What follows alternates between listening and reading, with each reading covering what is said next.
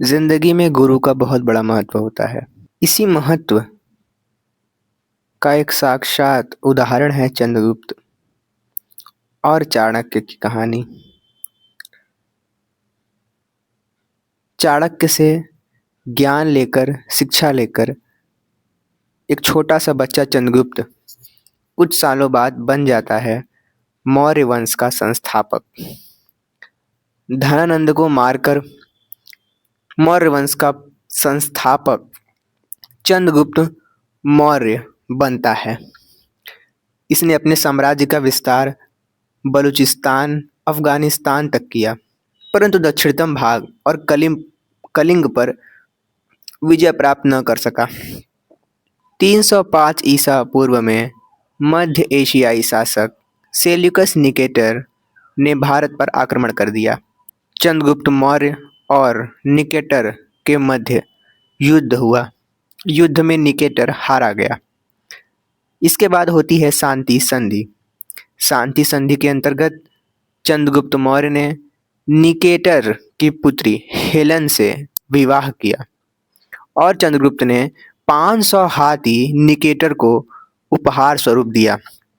Seleucus Nicator ने भी 4 प्रांत अराकोशिया, पेरोनिस्डाई, जेड्रोसिया और हेरात चंद्रगुप्त को दे दिया और निकेटर ने एक राजदूत मेगास्थनीज को भी भारत भेजा।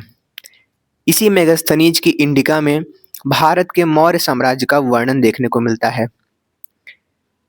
इसके शासनकाल में हम देखते हैं कि 12 वर्षीय अकाल पड़ जाता है।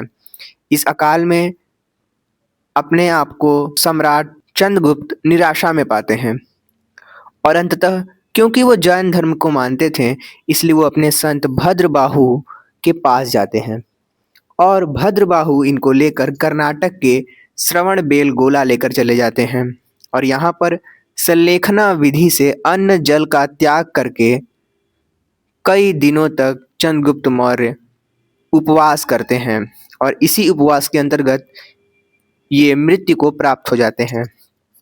इसके बाद आते हैं इनके पुत्र बिंदुसार। चंद्रगुप्त का शासनकाल 323 ईस्वी से 298 ईसा पूर्व तक चला और बिंदुसार 298 में राजगद्दी पर बैठता है। चंद्रगुप्त का पुत्र बिंदुसार ने एक बार सीरिया के शासक एंटिओकस से 3 चीजों की मांग की, क्योंकि इसके पास तो राजनीतिक कोई भेदभाव या फिर किसी प्रकार का कठिन स्थिति था नहीं। तो अब इसको शासन चलाने के लिए किसी प्रकार की दुविधा का सामना नहीं करना था। अतः इसने सांस्कृतिक संबंधों को बढ़ाने पर जोर डाला। तो इसने एंटिओकस से 3 चीजें मांगी: मीठी मदिरा, सूखे अंजीर और दार्शनिक। मीठी मदिरा और सूखे अंजीर तो इसको भली भांति मिल गए, परंतु दार्शनिक सीरिया के शासक ने नहीं दिया। दार्शनिक की जगह पर इसने एक राजदूत डाइमेकस को भेज दिया। इसके बाद एक बार मिस्र के शासक टॉलेमी फिलाडेल्फस ने मैत्रीपूर्ण संबंध स्थापित करने के लिए बिंदुसार के राज्य में एक राजदूत डायनिसिस भेजा। इसी बीच हम देखते हैं कि तक्षशिला में विद्रोह होता है और ये विद्रोह 2 बार होता है। पहले विद्रोह को दबाने के लिए बिंदुसार का पुत्र सुसीम जाता है और दूसरे विद्रोह को दबाने के लिए बिंदुसार का पुत्र अशोक जाता है। उस समय अशोक की बात करें तो वो अवंती का गवर्नर था। अशोक उस समय काफी उस विद्रोह से सीखता है और कुछ साल बाद हम देखते हैं कि बिंदुसार की मृत्यु हो जाती है। सन 272 ईसा पूर्व में बिंदुसार की मृत्यु हो जाती है और अब सिंहासन खाली हो जाता है। संभावित रहता है कि अगला उत्तराधिकारी बिंदुसार का बड़ा बेटा सुसीम ही बनेगा, परंतु चूंकि बिंदुसार की बहुत सारी पत्नियां थीं और उससे बहुत सारे बच्चे हुए थे, तो बिंदुसार के बच्चों ने गृह युद्ध छेड़ दिया। गृह युद्ध काफी लंबा चला और इस गृह युद्ध में अंत में जीतते हैं अशोक। और अंततः इस 4 वर्ष के युद्ध का परिणाम निकलता है कि अशोक बनते हैं विजेता। और 4 साल बाद यानी कि 269 ईसा पूर्व में होता है सम्राट अशोक का राज्याभिषेक। हम देखते हैं 8 ही वर्ष बाद एक बहुत बड़ा युद्ध जिसका नाम था कलिंग का युद्ध। 261 ईसा पूर्व में कलिंग का युद्ध होता है। क्योंकि कलिंग मौर्य वंश के अंतर्गत नहीं आता था। इस युद्ध में लाखों लोगों की मौत होती है और लाखों लोग बंदी बनाए जाते हैं, परंतु अंततः वही होता है जो होना था। अशोक पुनः जीत जाते हैं, परंतु इस मौत को देखकर वो बहुत ही हताश थे।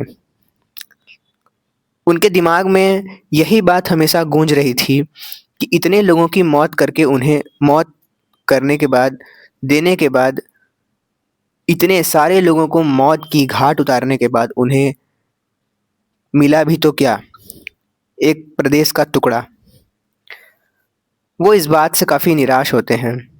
इसके बाद वो अहिंसा का राह अपनाते हैं और भेरी घोष नीति यानी कि युद्ध नीति का त्याग करके धम्म नीति को अपना लेते हैं। यानी कि अब वो अहिंसा के राह पर चलने लगते हैं। सम्राट अशोक की मृत्यु के बाद की कहानी अच्छी न रही। इसके बाद के सभी उत्तराधिकारी सुयोग्य न थे और धीरे धीरे मौर्य वंश का पतन हो जाता है। अगर सम्राट अशोक के अभिलेखों की बात करें तो इनकी अभिलेख की भाषा प्राकृत है। लिपि ब्राह्मी, खरोष्टी, ग्रीक और आर्माइक लिपि है। 1837 ईस्वी में अशोक के अभिलेख को जेम्स प्रिंसेप ने पढ़ा।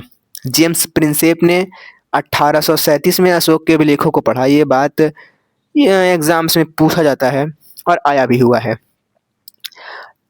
अशोक की उपाधि की बात करें तो इनको देवा नाम पियदशी की उपाधि प्राप्त है अभिलेखों के अनुसार, यानी कि देवताओं के प्रिय प्रियदर्शी।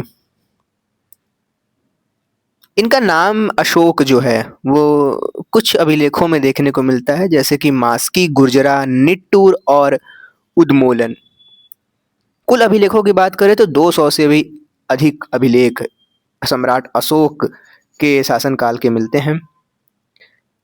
बाद में D.R. भंडारकर ने अभिलेखों के आधार पर अशोक के इतिहास का चित्रांकन किया, लेखांकन किया। ये 3 महान शासक इतिहास के पन्नों में सिमट कर रह गए हैं और तीनों ही शासक ने अपने अपने शासनकाल में बहुत सारी उपलब्धियों को हासिल किया। सम्राट अशोक और सम्राट अकबर को ही भारतीय इतिहास में एक महान योद्धा, एक महान राजा का दर्जा मिलता है। क्योंकि अशोक बचपन से ही बहुत अधिक किसी गरीब परिवार से नहीं आए थे। चंद्रगुप्त का तो फिर भी गरीब परिवार से थे, उन्होंने मेहनत करके इस शासन को प्राप्त किया था, तो फिर भी बनता है कि हाँ उनके अंदर अहंकार नहीं होगा। परंतु अशोक के अंदर अहंकार का न होना मामूली बात न थी, और ऊपर से अहिंसा के मार्ग का पालन करना तो और ही बड़ी बात है। तो यही था मौर्य साम्राज्य। अगली वीडियो में हम लोग देखेंगे कि मौर्य साम्राज्य के अंतर्गत सामाजिक आर्थिक दशा कैसी थी। मिलते हैं नेक्स्ट वीडियो में।